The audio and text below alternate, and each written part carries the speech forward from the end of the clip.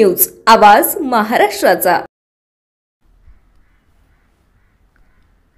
स्वतःच्या आर्थिक फायद्यासाठी वेश्या व्यवसाय करून घेणाऱ्या महिलेसह एकाला पोलिसांनी अटक करून वेश्या व्यवसायातून 3 पीडित महिलांची सुटका केली आहे। पिंपरी चिंचवड येथील स्पाच्या नावाखाली काही दलाल स्वतःच्या आर्थिक फायद्यासाठी अवैधरित्या मुलींना जास्त पैशाचं आमिष दाखवून स्पाच्या नावाखाली वेश्या व्यवसाय करण्यास भाग पडतात, अशी गोपनीय माहिती अनैतिक वाहतूक प्रतिबंधक कक्ष विभाग गुन्हे शाखेकडील पोलीस अधिकारी आणि अंमलदार यांना प्राप्त झाली। वाकड पोलीस स्टेशन हद्दीत दरीज spa shop number 108 Prestige square mall, Shankar Kalate Nagar, Wakad Pune येथे अचानक छापा टाकला असता उमेश उर्फ अनिकेत इंद्रजीत दुबे राहणार कॅपिटल बिल्डिंग माणेरगाव पुणे मुळगाव उत्तर प्रदेश स्पा मॅनेजर 2 एक महिला आरोपी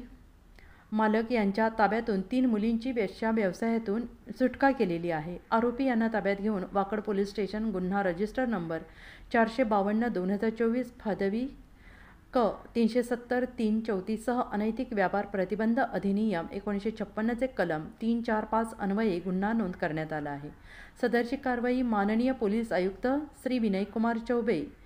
सहाय्यक अप्पर पोलीस आयुक्त श्री वसंत परदेशी, माननीय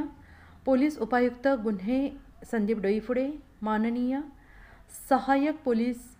उपायुक्त गुन्हे डॉक्टर विशाल हिरे यांचे मार्गदर्शनाखाली अनैतिक मानवी